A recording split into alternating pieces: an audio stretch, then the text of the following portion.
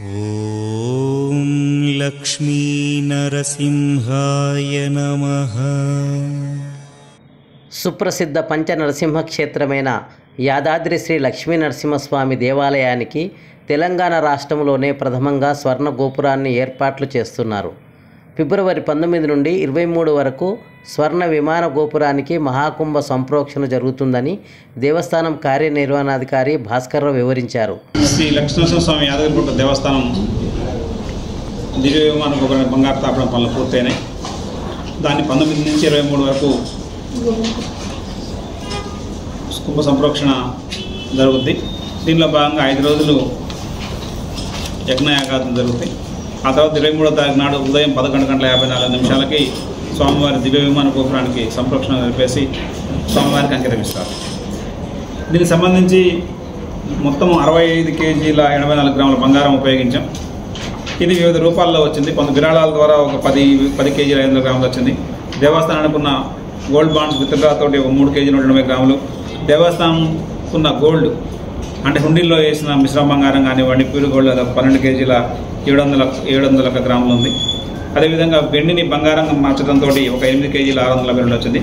30 కేజీల 51 గ్రాముల బంగారాన్ని కొనడం జరిగింది. సో మొత్తం ఇట్లా 65 కేజీల 4 గ్రాములని మనం ఇచ్చేసాం. ఇది మొత్తం 10,753 స్క్వేర్ ఫీట్స్ గోపురం. ఈచ్ స్క్వేర్ ఫీట్కి 6 గ్రాములు ఉపయోగిస్తాం. ఇది 50 ఏళ్ళు మన్నికతో ఉంటుంది. ఇది 5 అంతస్తుల గోపురం. ఇది పంచతల గోపురం అంటారు. 50.5 అడుగుల ఎత్తులో ఉంది. ఇది దేశంలోనే అతిపెద్ద గోపురం. ఇది విమాన గోపురం బంగారు తాపడం అంటే బంగారు తాపడంతో ఉన్న ఒక 39 కలశాలు అంటే ఈ కమాన్ స్వామివారి రాజగోపురంకి ఇంకా రాగి కలశాలు ఉన్నాయి. వాటిని ఇంకా వివిధ గోపురాల మీద ఉన్న రాగి కలశాలను కూడా బంగారు తాపడం చేపిస్తున్నాం. వాటిని కూడా ఈ కార్యక్రమంలోనే పెడుతున్నాం.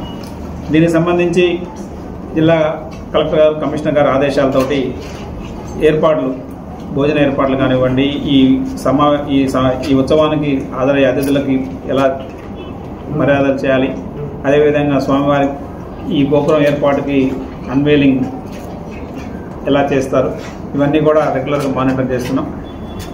దాంట్లో ఎటువంటి ఇబ్బంది లేకుండా చేస్తున్నాం. ఎలక్షన్ కోడ్ ఉంది కాబట్టి డిగ్నిటరీస్ అందరినీ కూడా పర్మిషన్ ఇమ్మని ఎలక్షన్ కమిషన్ గవర్నమెంట్ రాసింది. వారందరూ కూడా హాజరవుతారు. ఈ కార్యక్రమాన్ని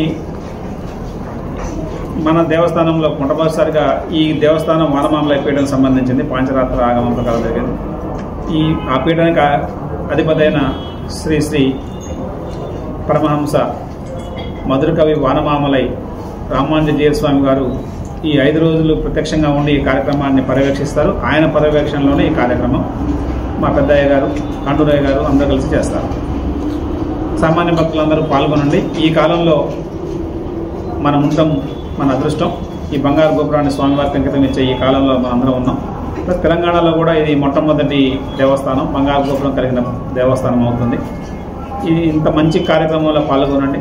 భక్తులకు, సామాన్య భక్తులకు కూడా అన్ని సౌకర్యాలు అంటే తాగునీటి సౌకర్యం కానివ్వండి, వాష్రూమ్ సౌకర్యం కానివ్వండి.